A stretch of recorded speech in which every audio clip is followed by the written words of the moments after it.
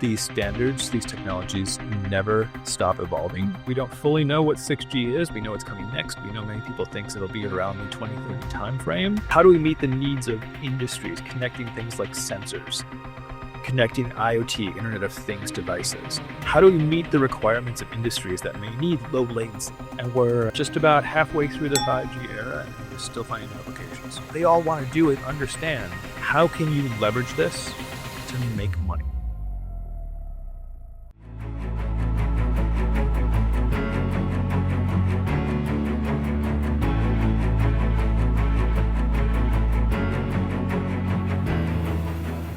Hello and welcome to Dinis Guarda YouTube podcast show. Once again, powered by businessabc.net, wisdomia.ai, citiesabc.com, and sportsabc.org. We're excited to continue profiling global thought leaders, business leaders, and personalities that are shifting and changing the way we look at the world of business and technology, our world and society, especially all the things that are happening around us. We are in one of the most fast paces of velocity in the history of humanity. And of course, as we get into the AI society, we're starting to have fantastic things, but a lot of challenges and a lot of opportunities. So today I'm quite excited to bring to our channel, I think it's one of the first areas we're going to be talking in a lot of these areas and a lot of verticals.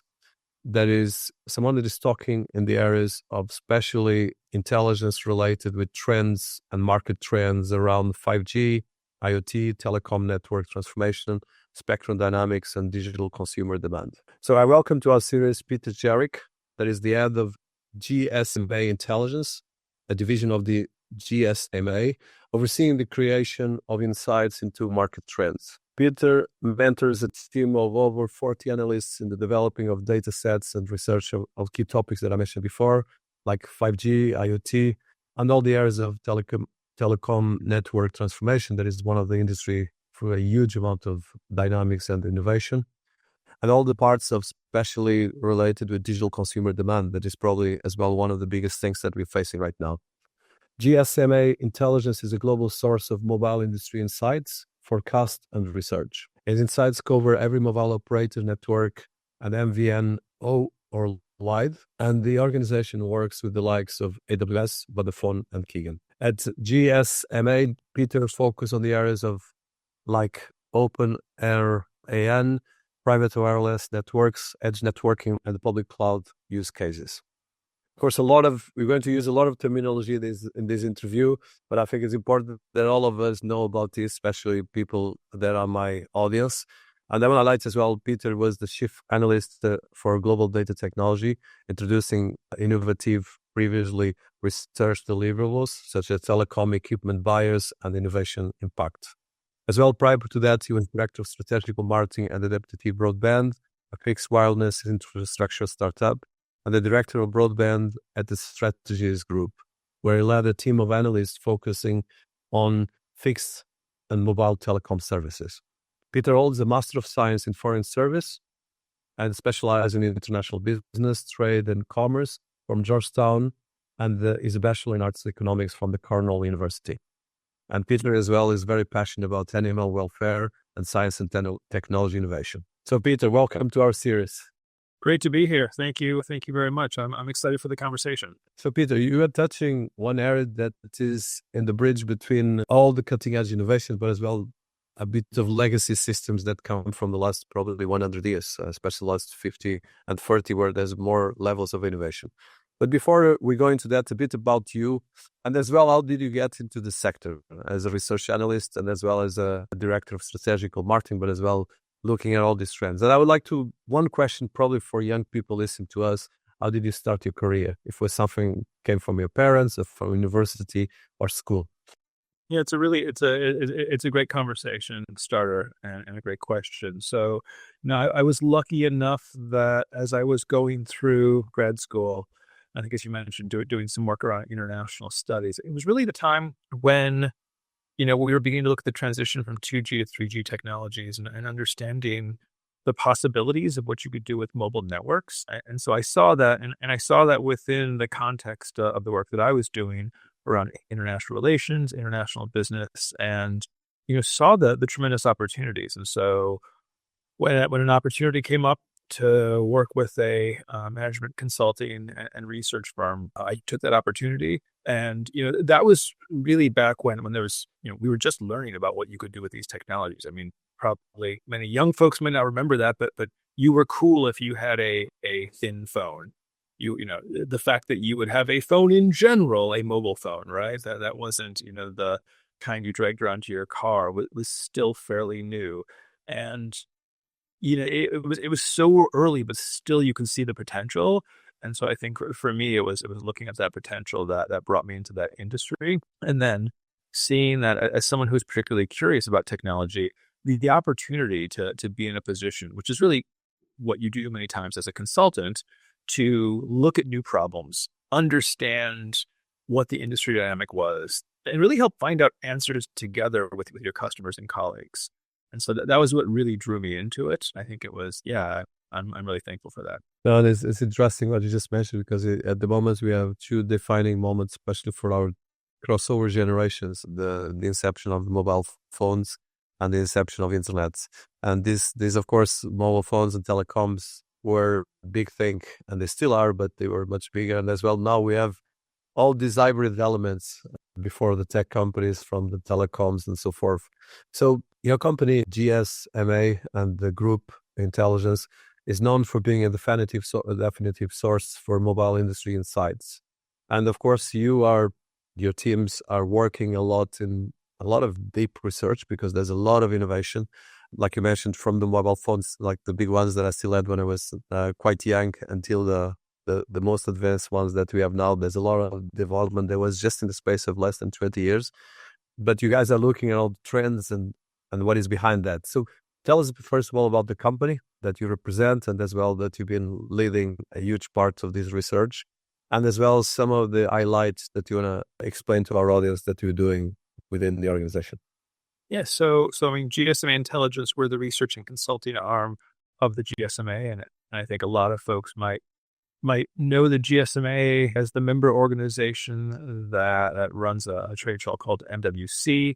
Takes place in the late February, early March timeframe, most years in Barcelona.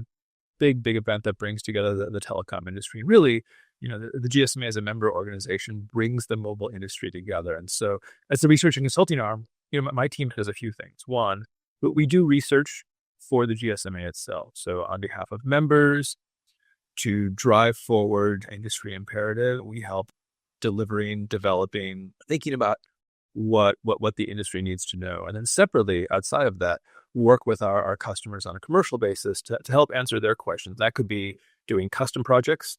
A customer might come to us and say, you know what, we really think there's some huge opportunities in the drone industry, but those opportunities really depend upon the regulatory regime in any given country. Can you help us do some benchmarking, try and figure out best practices from a regulatory regime if you want to drive the drone industry? Or they might come to us and say, you know what, we don't think enough people are thinking about the network implications of AI, not how AI can improve your network, but how you need to build networks to support AI. Can you help us work on that and develop some of that?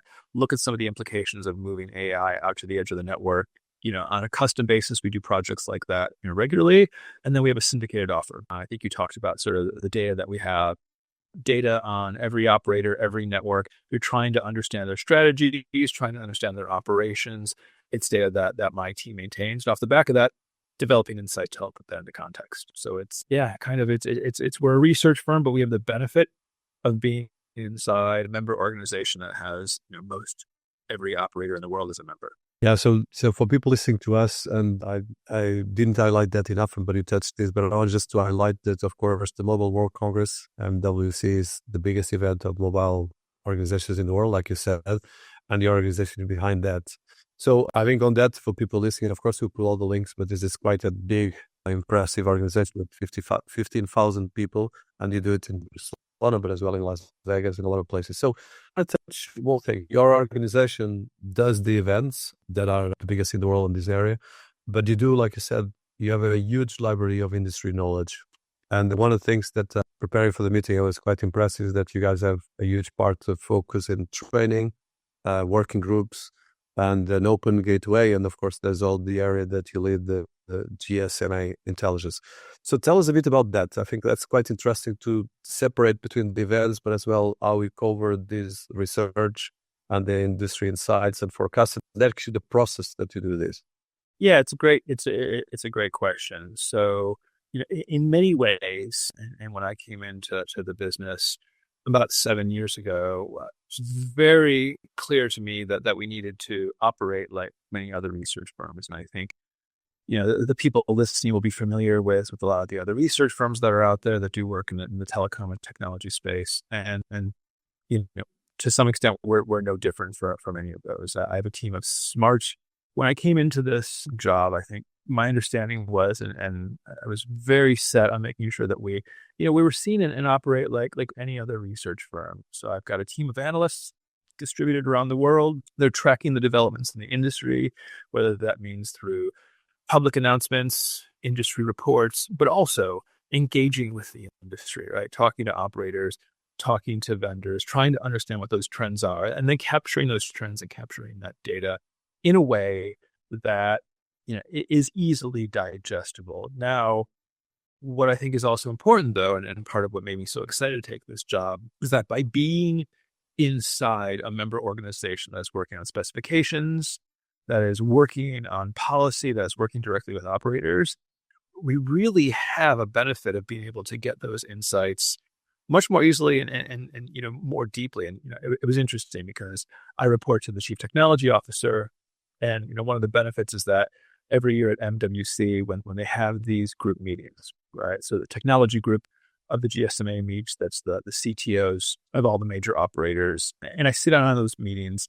And I was telling a few years back when I moved into the technology group under the chief technology officer, I was telling him how great that was, and he's like, "Really?" It's like a lot of people kind of find some of those meetings boring. You can sort of look at some of those meetings where they're going over, some of the difficulties with standards and specifications. It's very technical. I'm like, but from my perspective, running a team of analysts, it's really incredible to hear these are the challenges of technology. This is what's holding this back. These are the things that we need to overcome to drive these technologies into the industry. To see all of those operators and see those people coming together to try and solve those problems is cool, but also to understand the problems that they're dealing with so that we can help them and we can work with the rest of the industry to execute on that potential. That's just gold, right? So I think, the short answer is we behave like many other research firms, but we have a huge benefit in terms of some of the access that we have to the ecosystem. Yeah, it's a very impressive ecosystem with like you said, the biggest mobile operators worldwide, and as well, even both the mobile and now the operators as well, and the technology players. So some of the projects you do is the Global Digital Transformation Survey, and you have, of course, like the Spectrum Navigator. So tell us a bit some of these kind of especially big reports that you launch and some of the insights and data, because you have a lot of reports, probably. It is a lot. I think from my perspective, what's really important to me is when we're trying to differentiate ourselves, that we're seen as, and we can deliver information that's important to operators, but also about operators. And so, a lot of work that comes out, I would point people to our mobile economy series, which tries to capture what's going on in most of the big markets around mobility, capture some of the trends. But you covered a few things that I think are also particularly important, right? So the work that we do around network transformation, this is work we do with operators every year. We go out to 100 plus operators, and what we really want to understand is how networks are changing. What are they investing in? What are priorities?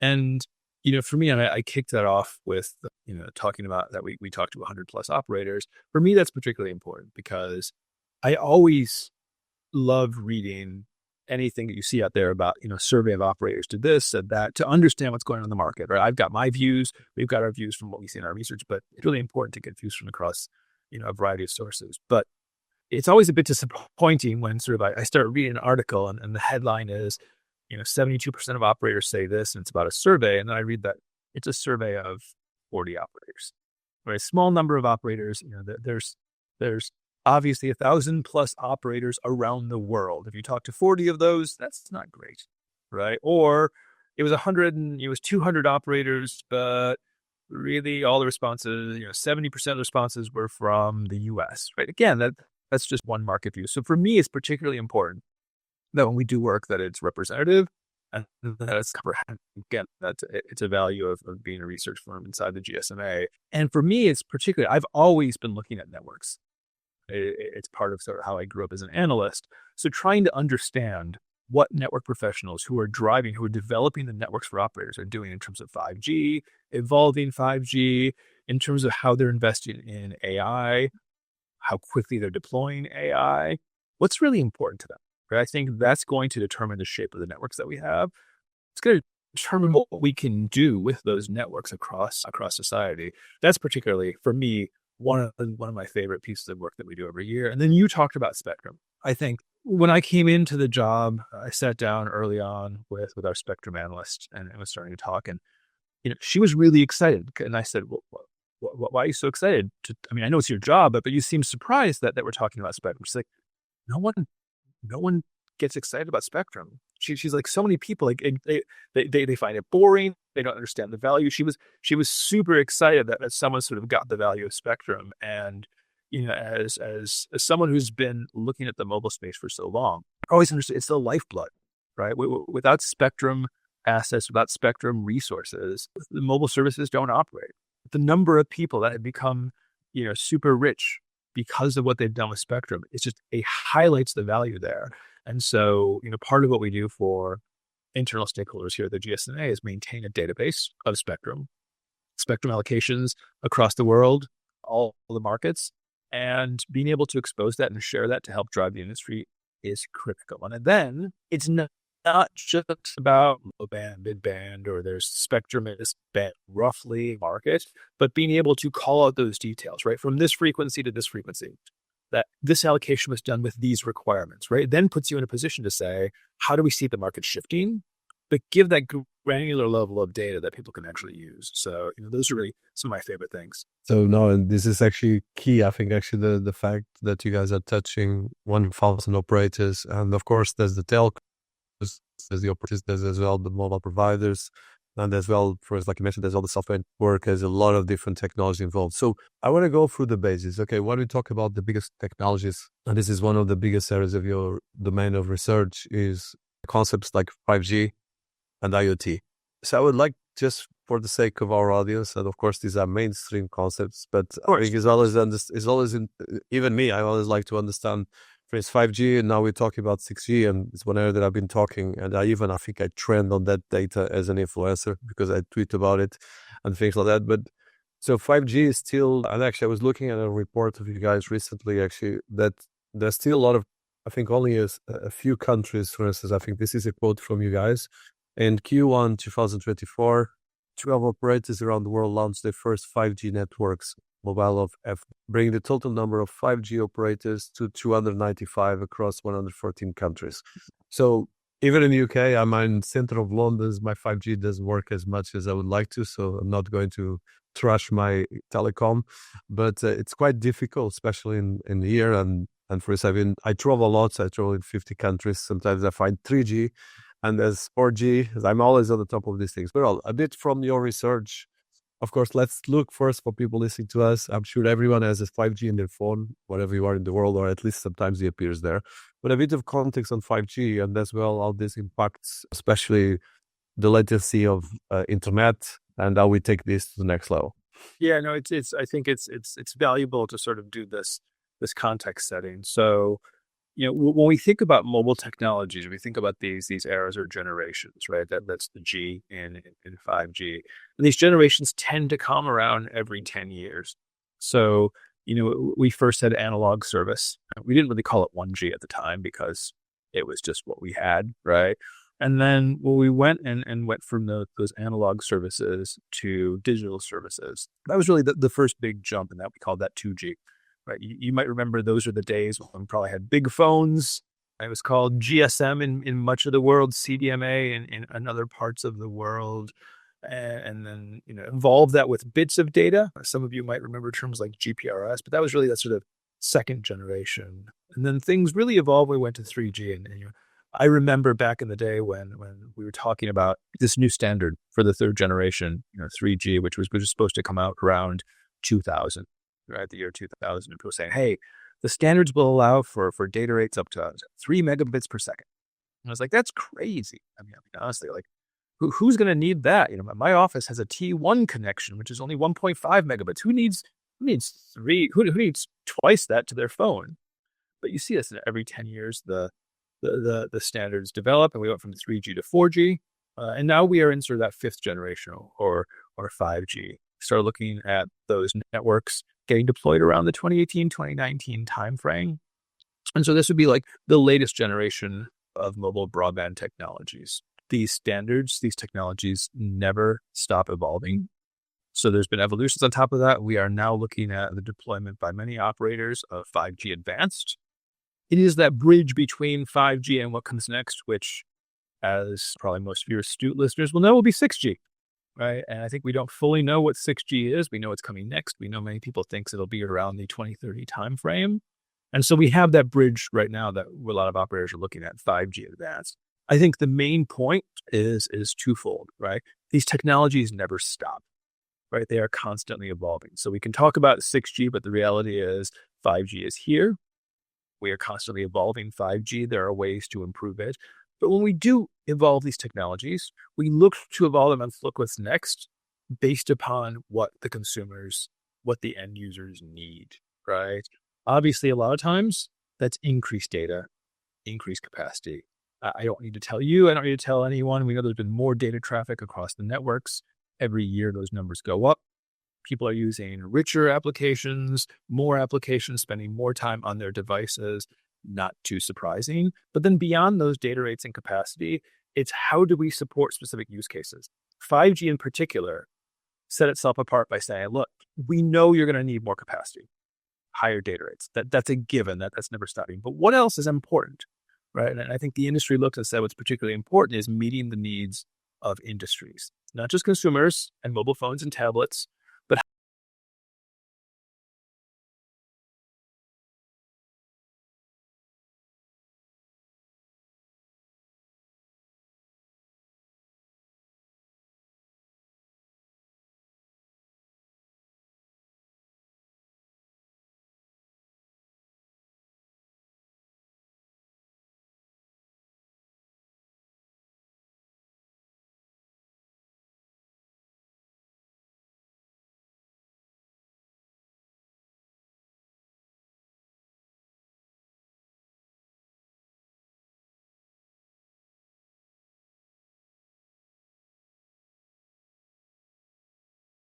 There's a lot of innovation on that level, and as well a lot of transformation, because it's the 5G that in part permits the revolution of the AI that we are living right now, and a lot of things, especially when it comes to financial transactions, healthcare, and so forth. And this is, of course, is still, I would say, a big challenge for the world economy. That's why right now, especially as we get into the AI servers and all these different parts, is going to become much, much bigger. So that's incredible. I will just say really quickly, that's a really astute point. And I think I think probably a lot of people don't recognize some of the, some of what you're saying there, how it's particularly important. But I'll give an example, right? So there's a big discussion about how if we go back to the 4G days, right? 4G allowed sort of the mass availability of mobile broadband, which in many ways gave birth to or supported the app economy, right? All these apps that we have probably wouldn't have existed without access to that. In the same way, you making this connection to mobile AI is a really smart one, right? Because you're going to need to connect to multiple things to support AI thrives on data, right? Your AI models are meaningless unless they have a lot of data to work with. So having access to data, particularly through IoT devices, important. Like a lot of those AI models, the AI processing is taking place into the cloud. How do you get access to that, particularly in a mobile aspect, without those technologies and those high capacity technologies? And going forward, we have to think about how do we evolve the networks to support the growing use of AI. So it's a really, really good point, and why I think the space we're in right now is particularly exciting. I would say there's still a lot of lack of understanding on the details that you just touched. I think that's why when I like these and this interview is particularly important. So in one of your last reports, the Telecoms in 2025, Trends and Innovation Shaping the Digital Landscape, that was released actually this month, you talk, I will just highlight this, and I would like to have a bit of, probably I will, Sure. I'll pass some of the more technical elements for the audience. but most of them are particularly important. So you have 5G advanced and its role on unlocking new use cases, which we partly touched, but it's one of the highlights. Then you have the transformational impact of AI in telecoms and beyond, which is probably the one that I'm more interested. And then the outlook at new technologies as network APIs, open array NTNs, and eSIM. And then we have as well the rise of digital industries and the associated opportunity and the evolution of consumer technology and its impact in telcos and the monetization path for B2B and B2C. So, of course, this is probably a couple of hours of discussion. So I would like just to have a bit of a summary how you see this, because, of course, the telecoms are going through a huge, massive change. AI is changing everything, not just telecoms, but I think especially these areas, because at the end of the day, AI depends on this as well. At the end of the day, like you said, the apps and all these things that we're using are related. So a bit of how these different, I would say, tectonic plaques are talking with each other, and how you see this as an industry expert and analyst. It's a great question, and I think it's the difficulty with anything like this is that there's so much going on, and trying to come up with one grand unified theme for how it all fits together is always really difficult. But from my perspective, I think about it in a couple of ways. Right, we have that access layer, that connectivity.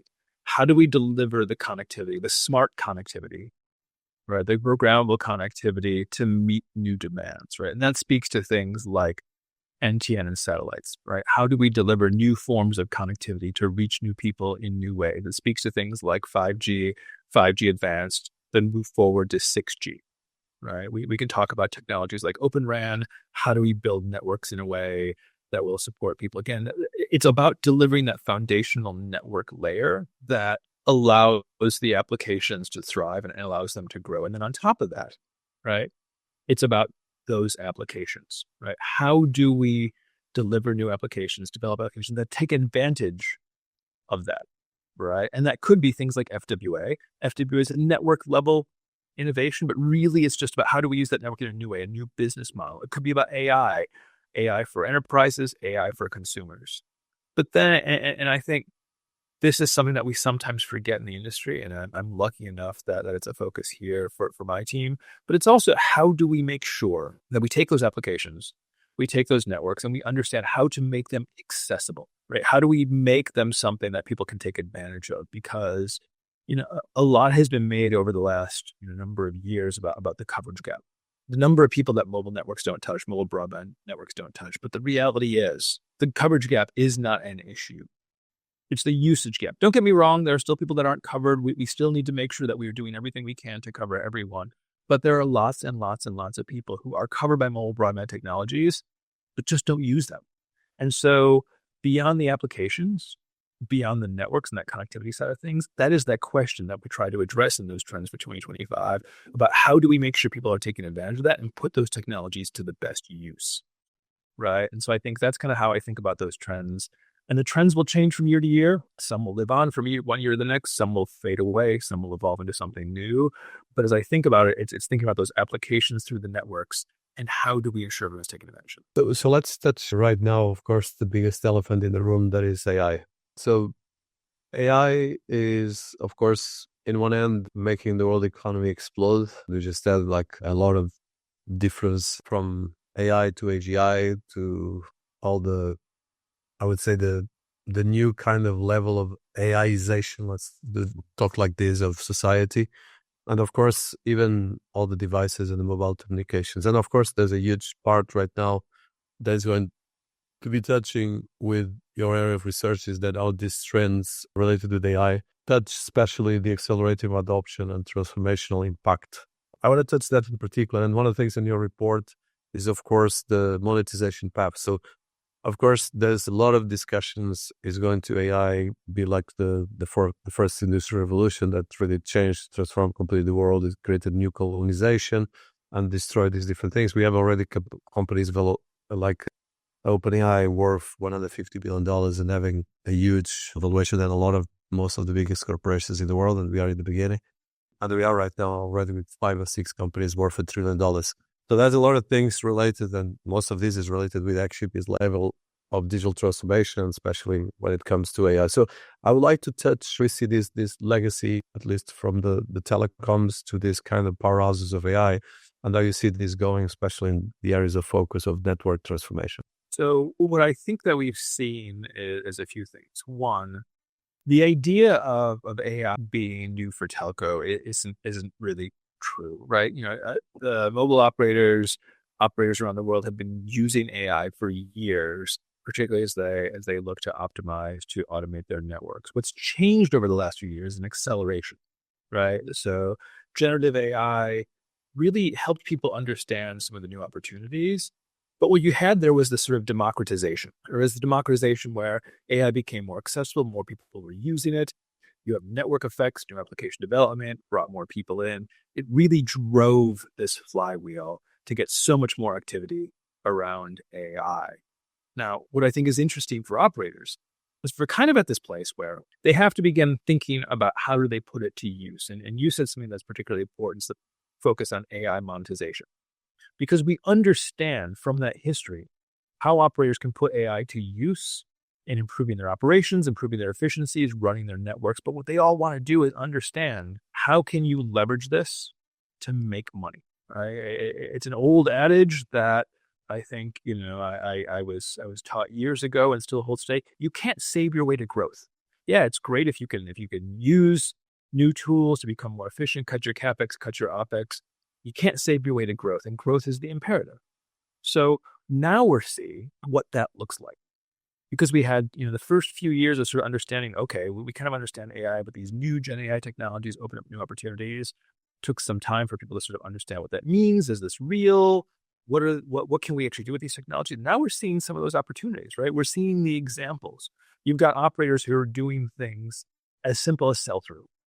Right? How do I work with AI innovators, sell some of their services, become a conduit to help my customers by giving access and becoming a channel?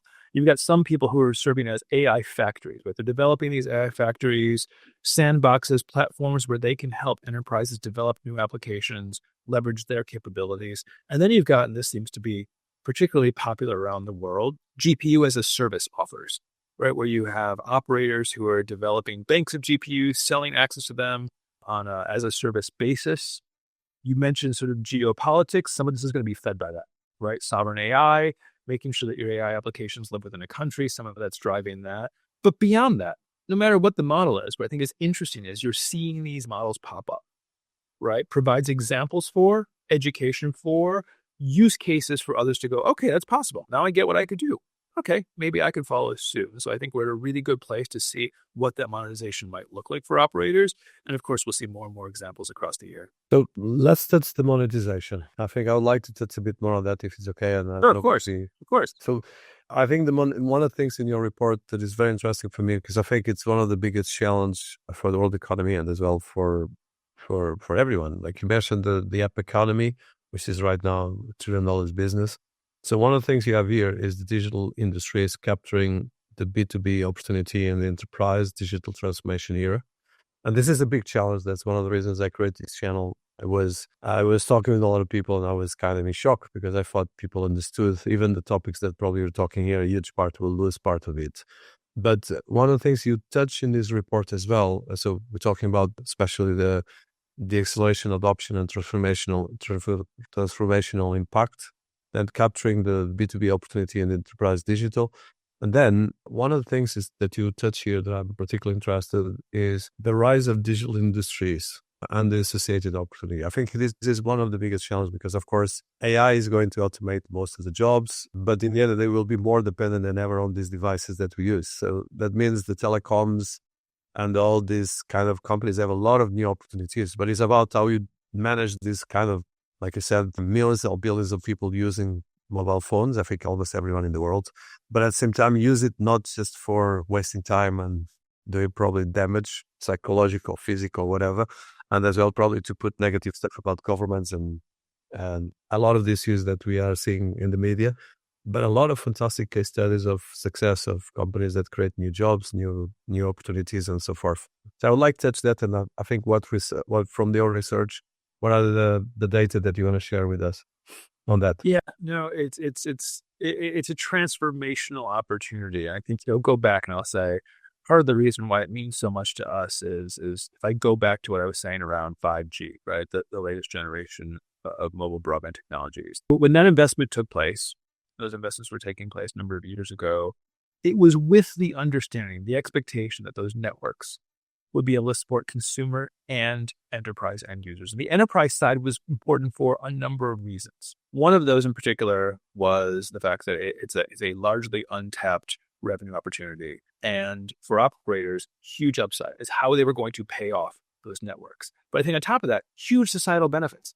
But if we can make those enterprises more efficient, much more energy efficient, great for the environment, right? If we can make them more productive, wonderful for economies, right? We understand driving mobile broadband technologies improves GDP. For every increase in adoption, you get increases in GDP. If we can improve industries, that's huge, right? So it's part of the driver of why we invested in 5G in general. Huge opportunity for operators with great societal benefits, right? Of course, it's going to play to enabling things like AI. It's going to require things like being able to support massive amounts of IoT. And, ultimately, it sets the way for what's next and being able to set the stage for further innovation for those folks. Okay, fantastic. And I think this is probably for me one of the parts. Then the other part I want to touch, and now I'll talk actually with the personal curiosity as an expert, because one of the challenges I find quite awkward is being in London, that is one of the top cities in the world. My internet sucks, and it's really difficult sometimes to have 4G, especially if I'm in really the center.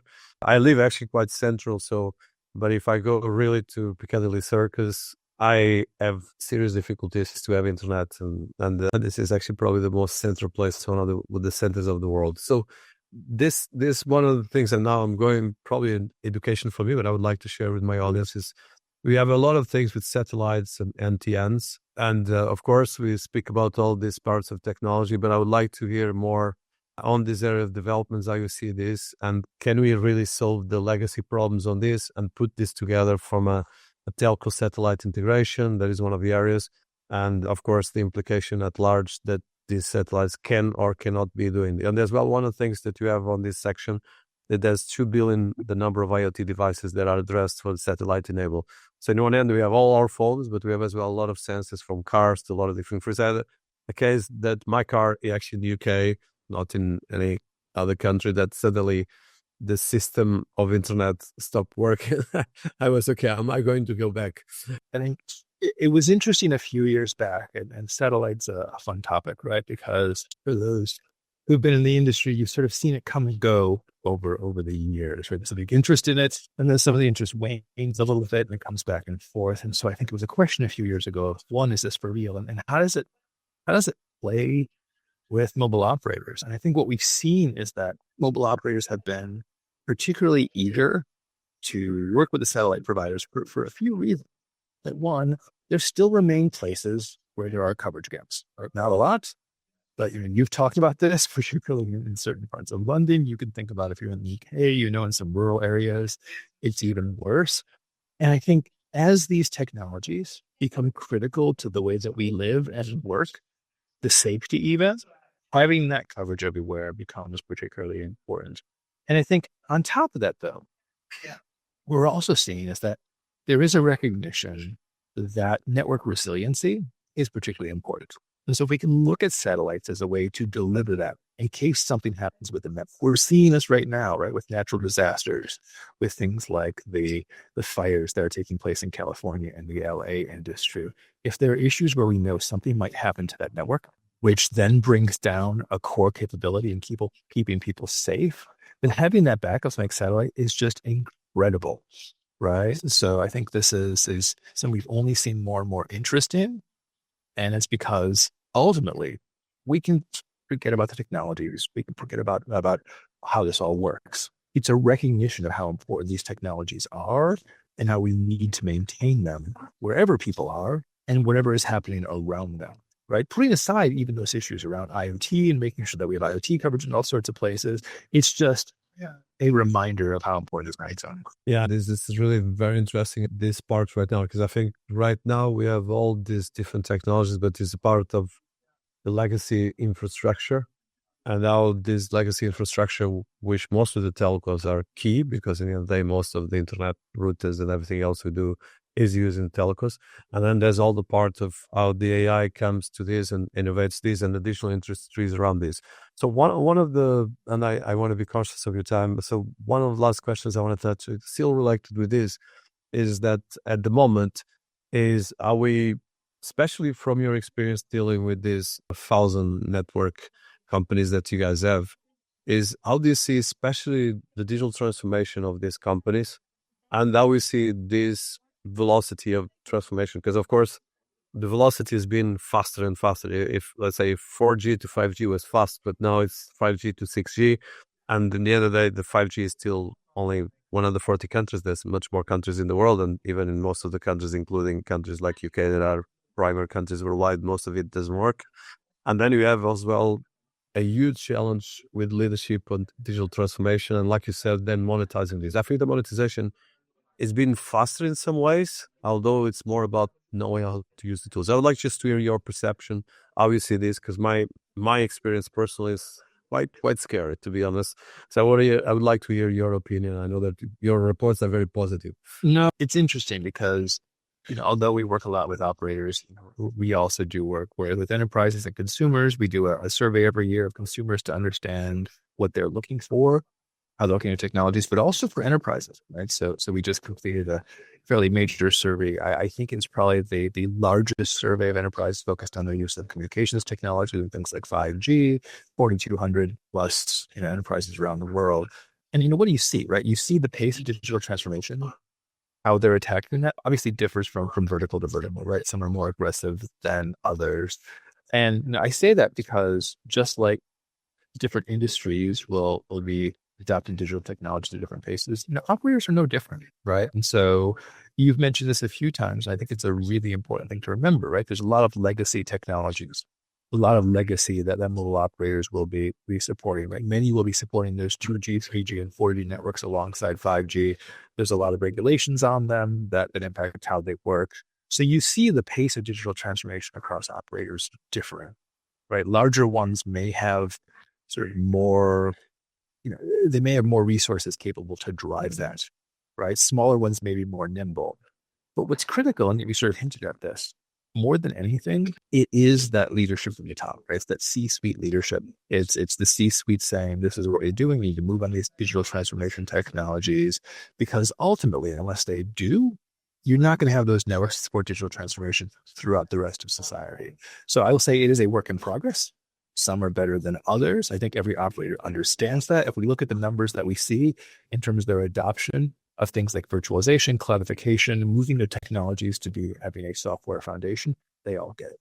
If we look at the change in adoption from where folks were in 2023 to 2024 from an operator perspective and how they were adopting Gen AI, the numbers jumped more than fourfold, right? They understand the importance of these technologies and they're doing the best to run them as quickly as they can. Yeah, so a very good positive level to finish. Well, there's a lot of material here, so I want to thank you so much for your participation, Peter, and a lot of great insights. So I think for people listening to us, we're going to be, of course, highlighting all the links of all the things we discussed here, some of these reports, your website, GSMA Intelligence.com highlights all the things we mentioned here. That's fantastic reports. And I would suggest just people listening to us, please look at these details and look at tech as well. You have a great as well social media presence, because I think this is the key thing that we need to do in order to create new solutions for business and startups around the world. So Peter, thank you so much for your precious time. No, thank you. Thank you very much. And thanks to everyone. And feel free to get in touch with any questions I had us, because we really enjoy talking about it. Thank you. No, I will, and we'll promote this as well. Thank you so much.